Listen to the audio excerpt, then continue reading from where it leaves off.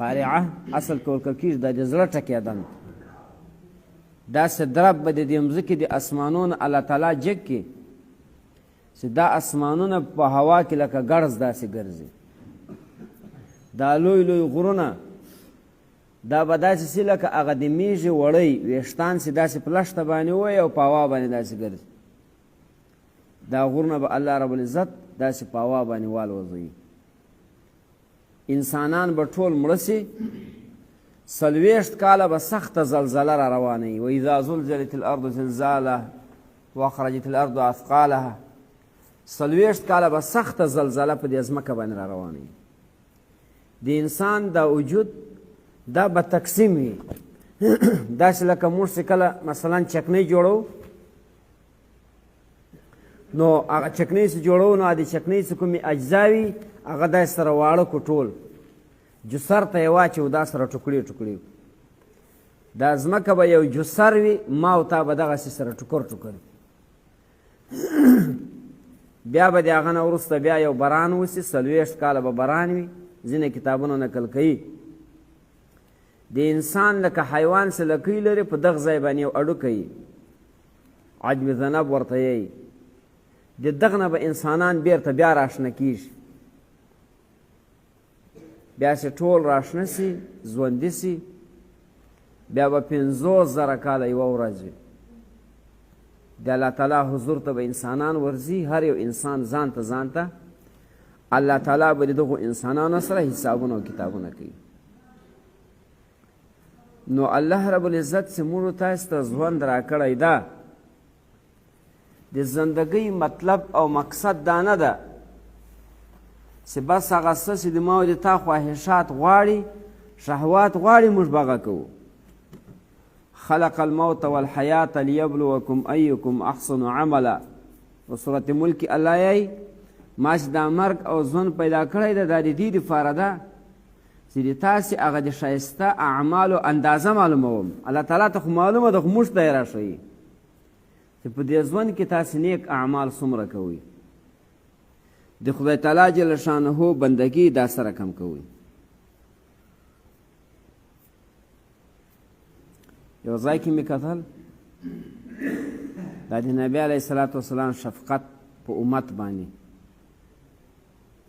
یو کتاب کې را نقل کړي دي ما ته ملایان صاحبان په ټلپانه کې ټلیفون راته کیږي ته کوم کتابونه ګورې ما ورته مالزه روح البیان ګورم د قرآن تفسیر ده روح المعانی ګورم خو ټول نسم کتلی لږ لږ ګورم بدائع الظهور فی وقائع الدهر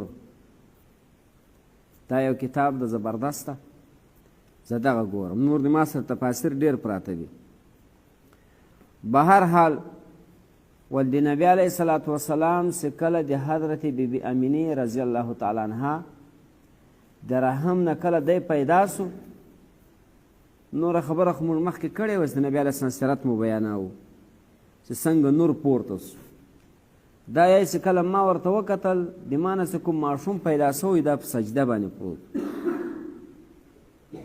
او په سجده کې یو قسم ته سخلکی و ما چې دا غوږ ورنږدې کړو ده په دغه حالت کې ول امتي امتي امتي امتي بیا خو ټوله زندګي او په دغه غم په دغه فکر کې تېره سوله ده به د امت په باره کې الله تعالی ته سوالونه کول چې د دنیا نه کله تو د دنیا نه یې سترګې پټولې خپل دا پاک روح یې الله تعالی ته سپارو په هغه وخت کې ول امتي امتي خدای دې ما امت را معاف کړي حتی عزرایل علیه السلام ته یې په زرکدن کې په ما باندې ښه زور راوله ښه سختي را باندې راوله خو ګوره د ما له امت سره بیا نرمي وکړو کتاب کې را نقل کړي دي ول کله چې نبي علیه السلام په قبر مبارک کې کښېښو په لحد کې یو صحابي یایي چې ما دلته مخ ور خلاص کړو ما لرې وګوره چې مخ مې ور خلاص کړو د سونډان ښورېدل په لحد کې دنني چې غوږ مې ور نږدې کړو ده ورې ول امتي امتي چې کله دغه ځمکه ټوله یوه تخته سي جبرائیل علیه الصلاة والسلام ته به الله تعالی یو بوراک ورکړي ورته وبه ویایي چې ورسه د ما پیغمبر سیدنا محمد مصطفی صلی الله علیه وسلم دا راپورته جبرائیل علیه السلام چې ځمکې ته وګوري دا ځمکه به ټوله مکمل یوه تخته وي. بېرته به ولاړ شي الله تعالی ته ووایي چې الله ما ته خو درک نه لګېدو، دا خو ټوله ځمکه یوه تخته پرته وه. الله تعالی به ورته وفرمایي چې ته وګوره په ځمکه چې په کوم ځای باندې د ما انوارات راوړي دغه ځای کې دلته رسول الله پروت غږ به ورباندې وکړي چې یا محمد قوم دی به درته راپورته شي. چې کله رالی هغه ځای ته ودرېدو په دغه ځای کې اواز وکړ یا محمد. نبي علیه السلام د دې خاورو نه سر راپورته داسې په دا ویښتانو کې داسې ګوتې وهي، په دا ژره کې دا خاورې داسې ځینې تویي. ورته یې د ما امت د ما امت دا نه ورته یې د ما بیبي فاطمه، د ما ام کلثوم، د ما حسن، د ما حسین، د ما عایشه، د ما امت. هغه به یې ته الله غوښتی امت دې هم راپورته کېږي. بهرحال اوږده خبره ده، خو چې کله دی په کوم بوراک باندې ځي دی به یې الله تعالی ته وایي چې د ما امتیان دي له ما سره په بوراکو باندې ولاړ شي. داسې نه کوم چې زه په بوراک سپور یم او زه ځمه د محشر میدان ته او د ما امت په پښو باندې روان دي. د رسول الله وفا او د امت جفا. نو الله رب العزت فرمایي ما په تاسې باندې دغه انعامات ټول کړي دي او بیا مې د تاسې دپاره یو ژوند مقرر کړی ده چې هغه د آخرت زندګي ده، په هغه باندې فنا نه راځي. او داسې نعمتونه مې درته پیدا کړي دي چې هغه نه سترګو لیدلي دي، نه غوږو اورېدلي دي، نه ژبې څکلي دي، نه د هغو تصور د چا په زړه کې راتېر سوی ده. د جنت داسې نعمتونه دي. ځینې خبرې خو سړی نشي کولی سوې کوي، بیا ملایان یې کله کله سیایب کړي چې کوم چې د خدای اولیا دي هغه کوم خوندونه په مراقبو کې اخلي، کوم مراقبې کوي. الله رب العزت بیا فرمایي چې الله تعالی بیا اوه اسمانه پیدا کړل، تام یې کړل. اوه اسمانونه اوه دي. دا ځمکه ده، بیا د ځمکې نه خلا، بیا د هغه نه وروسته اول اسمان، بیا دوم، بیا دریم، بیا په هغه باندې له پاسه عرش، بیا په هغه باندې کرسي، بیا اویا زره حجابونه. شاته به انشاءالله خبره کوو، خو د اسمانو خپل نومان. اول اسمان ته ورکه کېږي رکیع. دا اول اسمان چې موږ تاسې په سترګو باندې وینو دا د شنو زمردو نه جوړ ده، ځکه رڼا هم داسې شنه کوي، د شنو زمردو نه جوړ ده. دوم اسمان ته ارفلون یایي، دا د سپینو زرو نه جوړ ده. دریم اسمان ته قیدوم یایي، دا د سرو یاقوتو نه جوړ ده. څلورم اسمان ته ماعون یایي، دا د یوې ملغلرې نه جوړ ده چې هغه ملغلره تکه سپینه ده، تکې سپینې ملغلرې د یوې نه جوړ ده. او پنځم اسمان ته دبقا یایي، دا د سرو زرو نه جوړ ده. شپږم اسمان ته وفنا یایي، دا د یاقوتو زیرو نه جوړ ده. اوم اسمان ته عروبا یایي، دا د خدای تعالی جل شانه د یو نور ملغلره ده، د انواراتو نه ډکه ده، د هغه نه جوړ ده.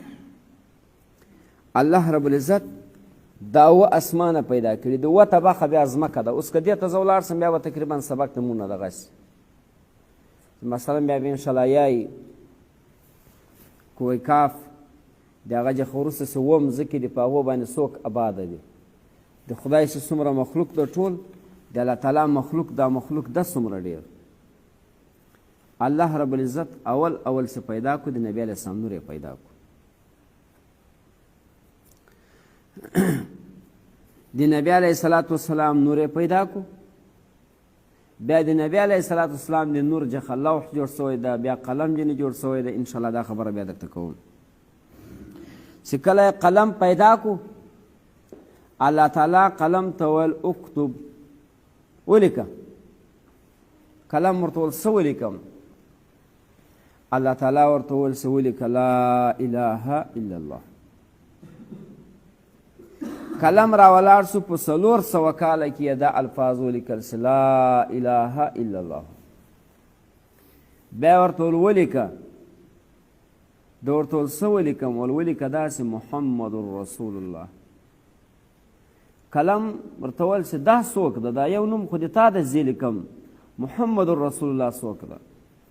الله داسې په حیبت باندې ورته وویل چې دا د ما حبیب ده، دا د ما دوست ده، دا څومره کائنات چې ما پیدا کړي دي حتی تر تا پورې دا ټول ما د نور نه پیدا کړي دي.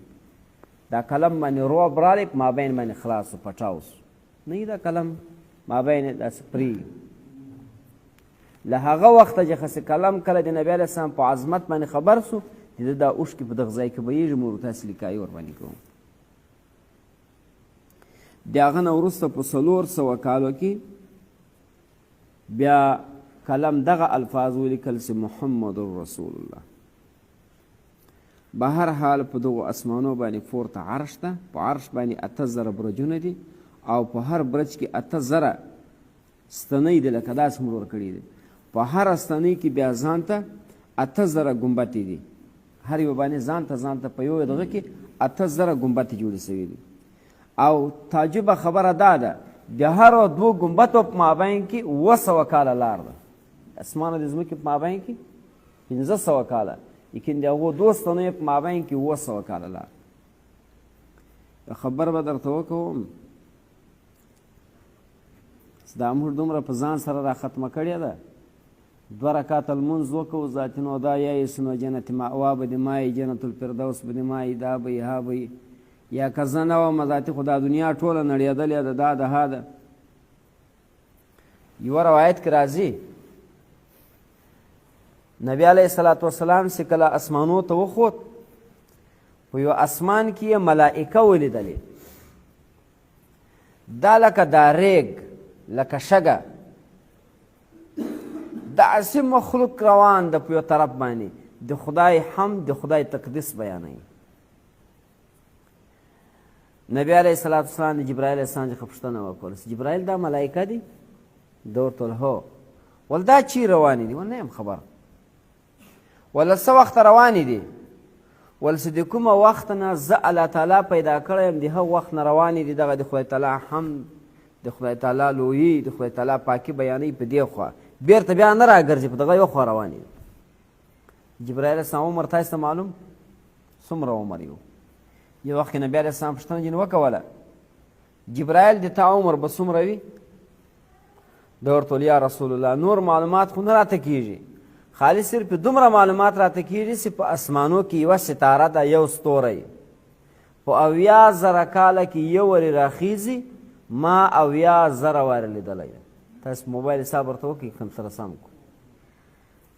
اوس دومره وخت کېږي چې دغه د خدای مخلوق ده، د یوه طرف نه را روان ده، په دې بل طرف باندې ځي، د خدای تعالی حمد، د خدای تعالی پاکي، د خدای تعالی لویي بیانوي. نه په عوض کې جنت ځینې غواړي، نه صحت ځینې غواړي، نه ډېره روزي ځینې غواړي، نه څه ځینې غواړي، موږ دا شیان ټول ځینې غواړو، لیکن هغسې 2 رکعاته کوو د موږ سوال